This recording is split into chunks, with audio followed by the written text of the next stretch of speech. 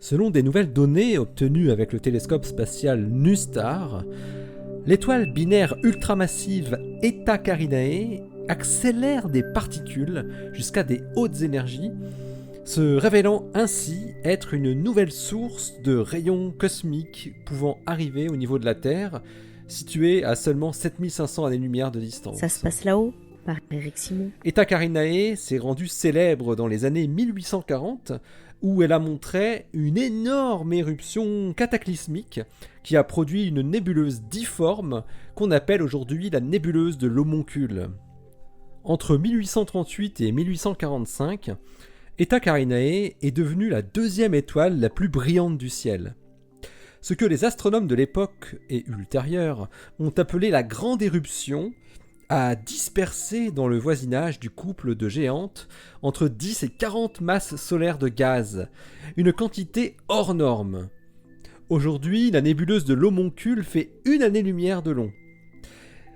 Car Eta Carinae, aussi dénommée HD 93308 et HEN 3481, est en fait une paire d'étoiles très massives dont les orbites excentriques les rapprochent extrêmement près l'une de l'autre tous les 5 ans et demi, à seulement 225 millions de kilomètres l'une de l'autre, l'équivalent de la distance entre le Soleil et Mars.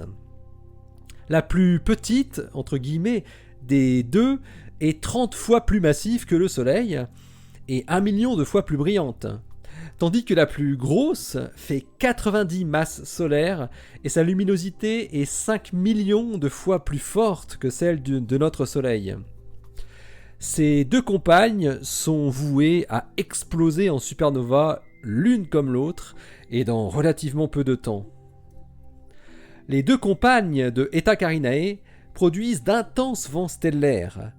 La zone où ces deux vents se rencontrent varie en fonction de la situation orbitale du couple, ce qui produit un signal périodique dans le domaine des rayons X de faible énergie. Ce phénomène est observé depuis une vingtaine d'années.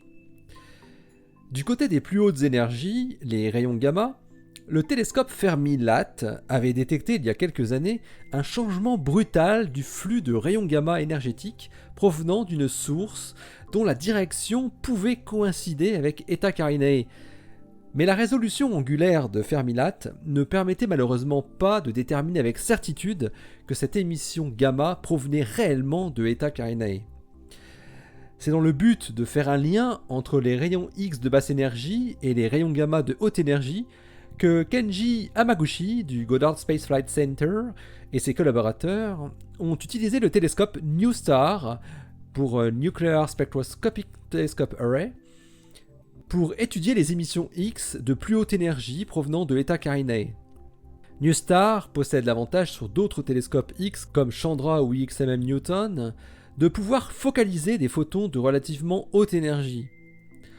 Les astrophysiciens ont épluché des données de NuSTAR archivées entre 2014 et 2016, ainsi que des données de XMM Newton datant de la même période. Les rayons X de basse énergie détectés par XMM Newton, qu'on appelle des X mous, viennent du gaz échauffé à l'interface des deux vents stellaires en collision, où la température avoisine les 40 millions de degrés.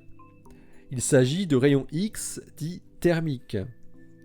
Mais NuSTAR, lui, a détecté des rayons X de 30 keV, des rayons X durs, qui ne peuvent pas être expliqués par un phénomène purement thermique. Qui plus est, l'équipe de Hamaguchi montre, dans l'étude qu'il publie dans Nature Astronomy, que ces rayons X durs ont une intensité qui varie avec la période orbitale du couple d'étoiles, et il suit même tout à fait les variations d'intensité des rayons gamma observés par Fermi-LAT. Il n'en fallait pas plus pour les astrophysiciens pour trouver une explication logique. La source des rayons X durs et des rayons gamma seraient des électrons accélérés par le processus de Fermi, dans des violentes ondes de choc qui s'étendent le long de la frontière des vents stellaires en collision, entre les deux étoiles. Ces électrons, une fois fortement accélérés, produiraient ensuite des interactions avec des photons de lumière du milieu par effet Compton inverse, transférant une grande partie de leur énergie cinétique aux photons, qui se retrouveraient alors très vite dans le domaine des rayons X ou des rayons gamma.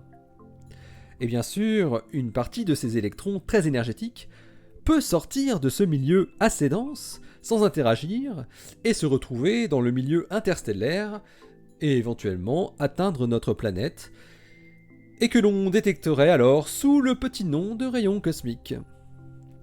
On savait déjà que les ondes de choc des explosions d'étoiles, ou celles produites par les vents de pulsars, pouvaient accélérer fortement des particules jusqu'à des vitesses relativistes. Il semblerait donc que le processus existe aussi dans d'autres environnements un peu extrêmes, comme celui d'Eta Carinae. La détermination de la source du rayonnement cosmique que l'on détecte sur Terre est l'une des tâches les plus délicates à mener, car les particules qui le constituent sont électriquement chargées, et elles voient donc en permanence leur trajectoire modifiée par la présence de champs magnétiques durant leur trajet. En revanche, les photons, eux, vont tout droit, sauf lorsqu'ils sont diffusés sporadiquement par des électrons ou déviés dans la courbure de l'espace-temps. Lier l'émission des photons énergétiques avec la production de particules chargées et pouvoir les détecter permet ainsi de mieux tracer l'origine des particules chargées accélérées. Eta Carinae n'a sans doute pas fini de nous livrer ses secrets, jusqu'à l'ultime feu d'artifice qui nous mettra aux premières loges, on espère le plus tôt possible. Allez, d'ici la prochaine, portez-vous bien, restez bien les yeux vers le ciel et les pieds sur terre. Allez, salut!